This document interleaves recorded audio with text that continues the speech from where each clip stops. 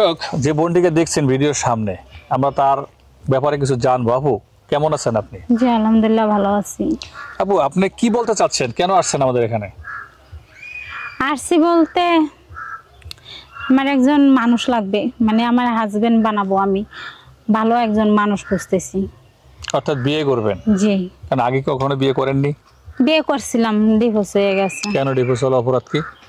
অপরাধ বলতে অন্য মেয়েকে পছন্দ করতো, তো এই অন্য জন্য মেয়ে পছন্দ করলে কি স্বামীকে ছেড়ে দিতে হবে, এটা কোনো কথা হলো?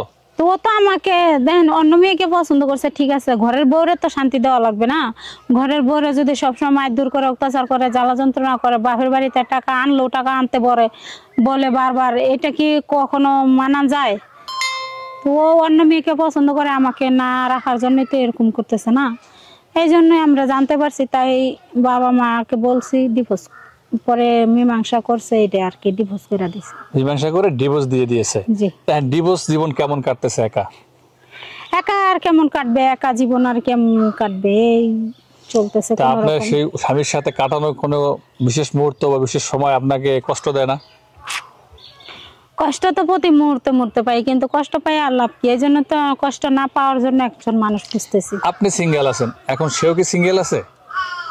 না না, ও বিয়ে করছে, ওর অলরেডি 3টা বাচ্চা হয়ে গেছে। ও বিয়ে করছে, ওর অলরেডি 3টা বাচ্চা হয়ে গেছে? ডিভোর্সের 1-1.5 মাস পরে বিয়ে করছে। কতদিন সংসার করছেন তার সাথে? 3 বছর। 3 বছরে আপনার বেবি কেন হয়নি? হয়নি, আমার বয়স কম ছিল, ছোট ছিলাম আরো। কত বছর বয়সে আপনার বিয়ে হয়েছিল? আমার 13 বছরে বিয়ে হয়েছিল। ইন্নালিল্লাহ। আপনার এখন বয়স চলে 28, 13 বছরে বিয়ে করছেন, 16 বছরে সংসার ভেঙেছেন। তার মানে বুঝে ওঠার আগেই সবকিছু শেষ।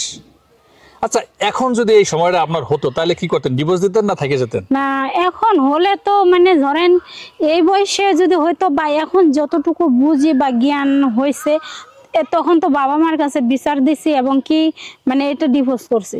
এখন যদি হয়তো এটা জীবন, ডিভোর্স তো দূর থাক, ওকে আমি কোথাও বেরো হইতে দিতাম না, কোনো মেয়ে ওর দিকে তাকাইতেও পারতো না যদি এখনকার মতো হইতো। শক্ত করে ধরে রাখতেন? একবারে শক্ত না, দরকার হলে ঘরে আগুন লাগায় পুইরা মারতাম, তারপরেও কাউরে হইতেও দিতাম না, কোথাও আমি যাইতামও না, একসাথে মরতাম। ওই সময় বুঝটা আর এই সময় বুঝটা এক না? জি না, তখন আমার বুঝ ছিল একটা বাচ্চা মানুষের মতো।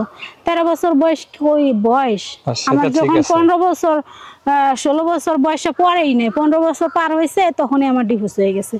এটা কি বয়স? মানে আপনার যখন অ্যাডাল্ট হওয়ার বয়স 18 বছর, তার আগেই সবকিছু শেষ। আচ্ছা, বুঝতে পারছি। এখন আপনার সাথে যোগাযোগ মানুষ কিভাবে করবে?